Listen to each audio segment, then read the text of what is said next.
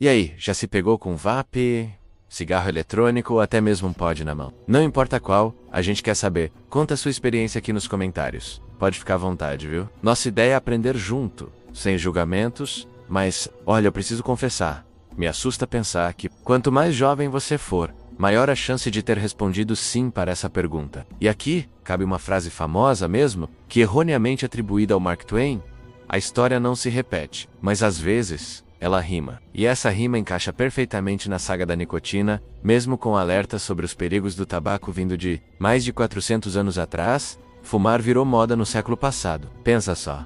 Quase metade dos adultos fumava. Hoje, é só um em cada dezembro. Essa virada foi uma guerra de imagem, com propagandas desonestas que só foram combatidas com leis mais rígidas. E a história do vape hoje? Bom, ela rima demais com a do cigarro um século atrás. É irônico, né? Porque o cigarro eletrônico surgiu para combater o tradicional. Neste vídeo você vai entender o que esses produtos do tabaco fazem com seu corpo e com a sua cabeça. A ascensão do monstro, como o cigarro viciou o mundo lá em 1604. O rei James VI da Escócia e Inglaterra já soltavam um decreto público condenando o tabaco. Mas em 1930, 60% dos adultos ocidentais já tinham o hábito. Como os vendedores de cigarro contornaram a má fama do produto por séculos?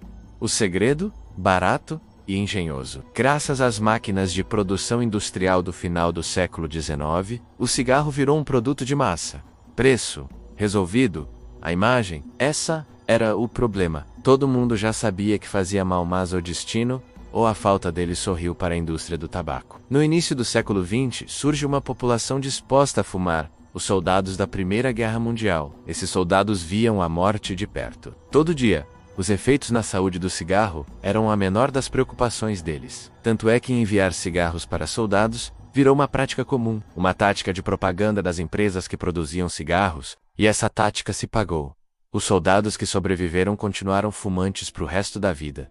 E aqui entra um ponto-chave da tática de propaganda da indústria do cigarro.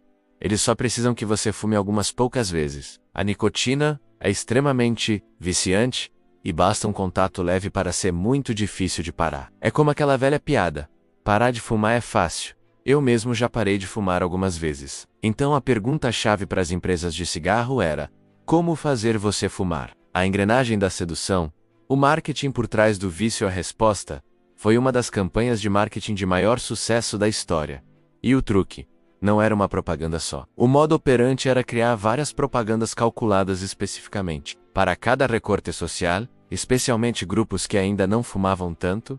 Por exemplo, numa época em que mulheres fumarem era mal visto, várias empresas de tabaco associaram o ato de fumar ao movimento de libertação feminina das sufragistas. Isso incluiu a propaganda chamando o cigarro de tocha da liberdade. Eles também usaram táticas parecidas para alastrar o consumo de tabaco em comunidades negras e em todo tipo de minoria. No Brasil, tinha até campanha que mirava exclusivamente os vascaínos. Ao mesmo tempo, outras propagandas tentavam associar o fumar com luxo e elegância para validar o hábito entre as populações mais ricas e de classe média. Não importava quem você era, nem o que você fazia da vida. Existia uma propaganda tentando te dizer que fumar deveria ser parte da sua identidade. As marcas até tinham propagandas voltadas para crianças com mascotes, tipo o Joe Camel, que com certeza vai me dar pesadelos essa noite. Olha pra cara dele. Fumar virou um hábito tão amplamente aceito que cigarros entravam nos pacotes de ração dos soldados da Segunda Guerra Mundial. A indústria dos cigarros estava nas alturas, e quem se beneficiava dela sabia que só existia uma ameaça a esse sucesso: o fato de que cigarros causam câncer,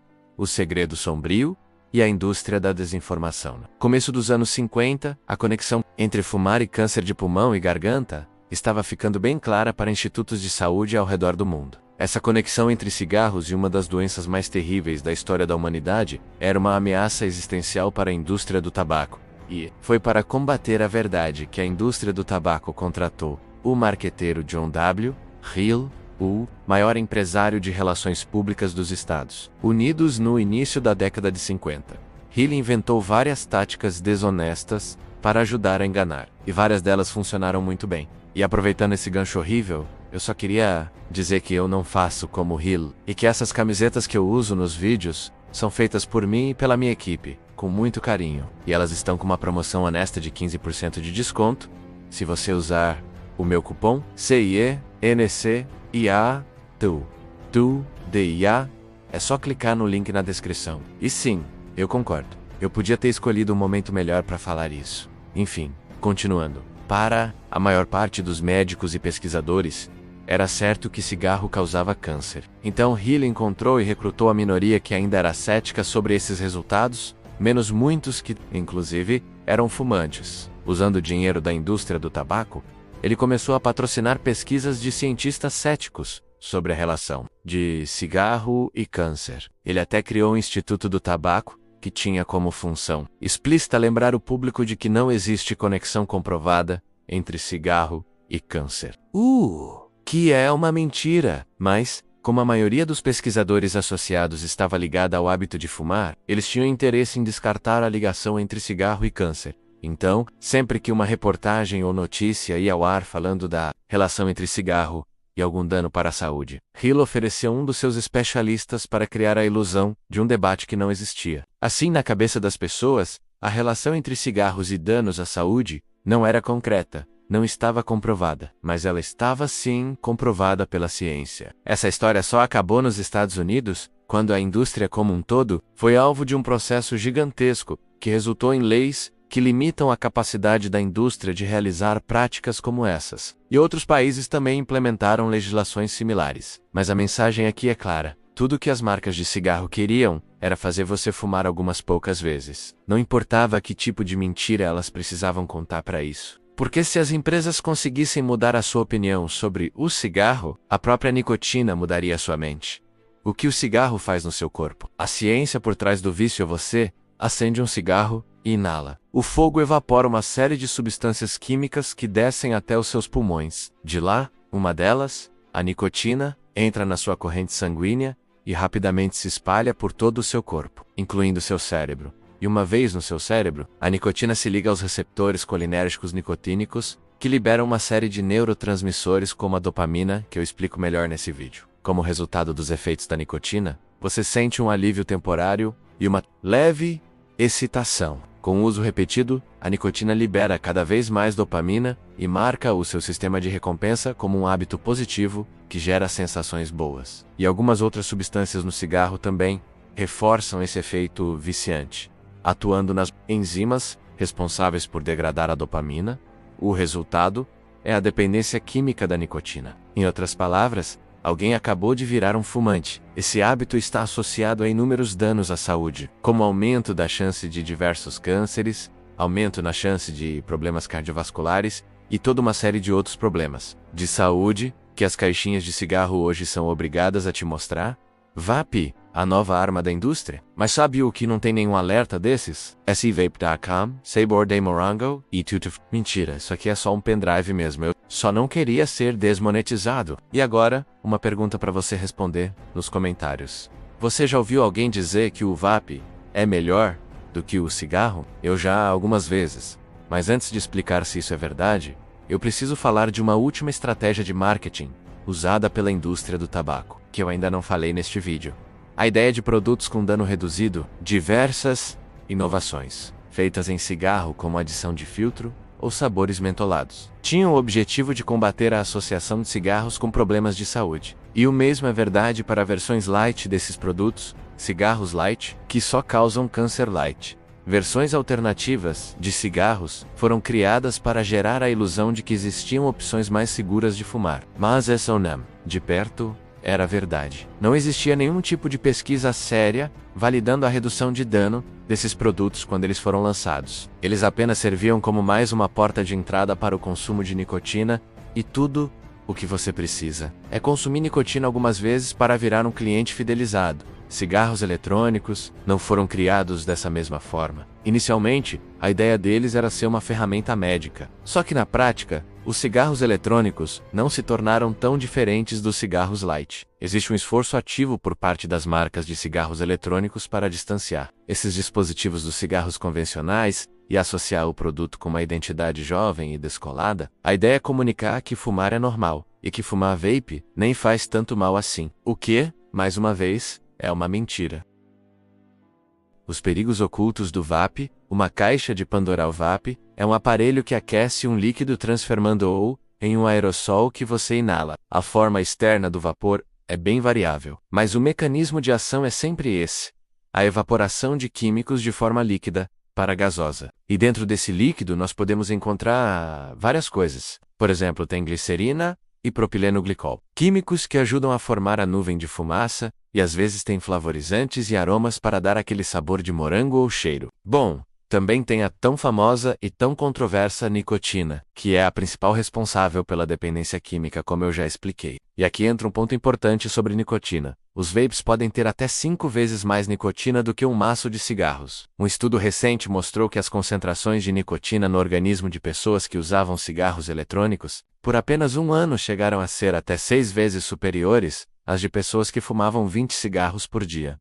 Além disso, muitos cigarros eletrônicos usam sais de nicotina em vez de nicotina comum. Esses sais têm um pH mais baixo, o que faz com que doses altas de nicotina sejam inaladas com mais facilidade, causando menos irritação na garganta. Isso estimula o aumento do consumo de nicotina, aumentando também a dependência. Ou isso é, por parecerem causar menos danos, eles talvez sejam mais perigosos. Outra grande diferença é a total falta de controle sobre o que exatamente vai na maior parte dos vapes de consumo popular. A American Industrial Hygiene Association alerta que os cigarros eletrônicos liberam substâncias químicas e partículas que ainda não foram totalmente estudadas quanto aos riscos para a saúde. Isso explica os biomarcadores de chumbo e urânio que foram encontrados na urina de adolescentes que fazem uso do vapor. Em humanos, ainda não se conhece o potencial de câncer dos vapes, mas todas as evidências indicam que sim, vapes também causam câncer. Nós precisamos esperar tempo suficiente para conseguir coletar esses dados.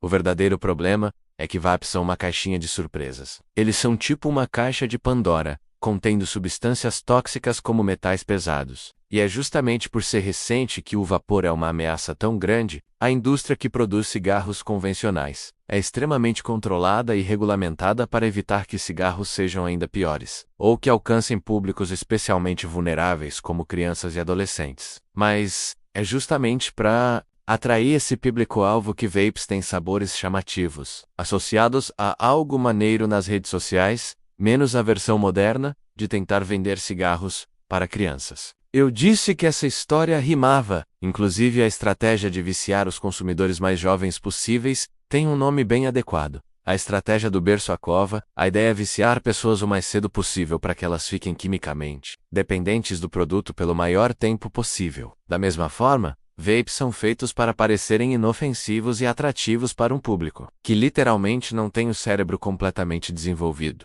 Vape no Brasil, crescimento alarmante. E a grande dúvida, inclusive, o uso de cigarros eletrônicos no Brasil cresceu muito rápido. Mais de 4 milhões de brasileiros já utilizaram cigarros eletrônicos. Aumento de 8 vezes em relação a 2018, e os adolescentes são atingidos por esse aumento no uso de vape. Quase 1 em cada 5 adolescentes, entre 13 e 17 anos, já experimentaram cigarros eletrônicos. E aqui existe uma relação curiosa entre tabagismo e o aumento do uso de cigarros eletrônicos. Enquanto o uso dos cigarros eletrônicos aumentou entre jovens nos últimos 5 anos, o inverso aconteceu com cigarros convencionais. Mas ainda não se sabe se o maior uso de cigarro eletrônico entre adolescentes levará a uma sustentação no tabagismo entre adultos. Talvez cigarros eletrônicos sejam só a nova porta de entrada do tabagismo. Só o tempo vai dizer. O que é duplamente trágico operar do filme.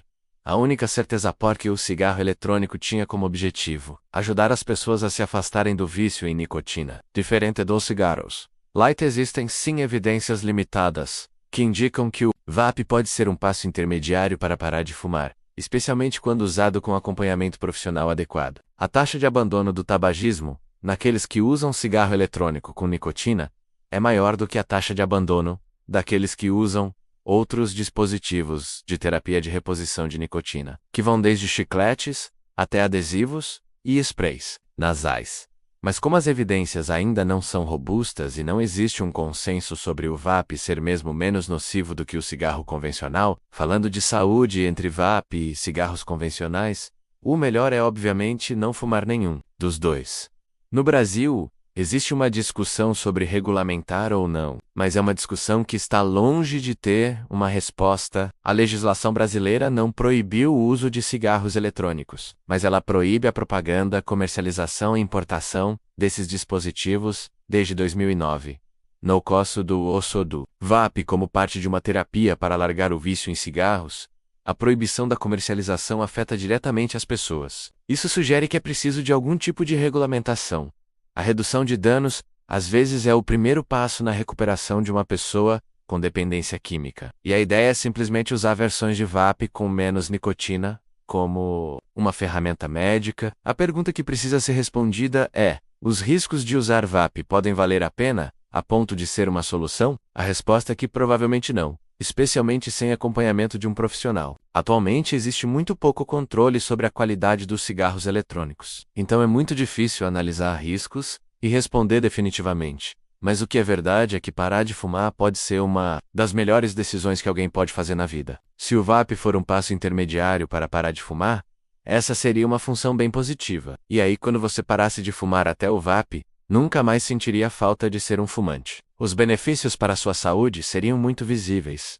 O cigarro é uma ameaça muito grave à nossa saúde. É por isso que quando você deixa de fumar, você ganha alguns anos de expectativa de vida. Minutos depois de deixar de fumar, a frequência cardíaca já diminui. Em 24 horas, os níveis de nicotina no sangue chegam a zero. Em poucos dias, o monóxido de carbono no sangue volta ao nível normal. Dentro de um ano, sintomas como tosse, chiado e falta de ar reduzem, e o progresso da doença pulmonar obstrutiva crônica, causada por fumantes, desacelera. Entre 1 e 2 anos, o risco de infarto cai drasticamente. E em 10 anos, o risco de câncer de pulmão reduz pela metade. Após 15 a 20 anos, os riscos de doenças graves, como câncer e problemas cardíacos, se aproximam dos de quem nunca fumou. Além disso, parar de fumar reduz o risco de 12 tipos de câncer, como os de pulmão, boca e estômago. E, ainda melhor, as inflamações do seu corpo que foram causadas por componentes tóxicos do cigarro diminuem.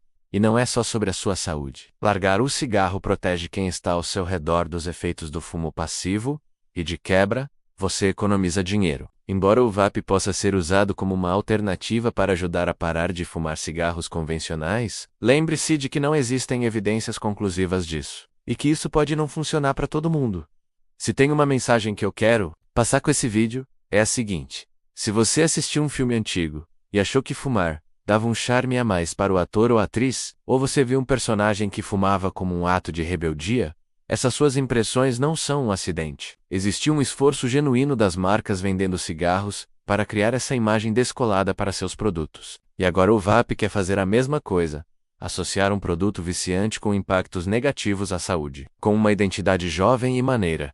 A verdade é que tanto o cigarro quanto o vape fazem mal, e ambos viciam. E qualquer coisa que você vê na mídia sendo dita sobre os dois é só uma tentativa de distrair desse fato. Não caia na propaganda. Pense por você mesmo. Do berço até a cova. Muito obrigado e até a próxima.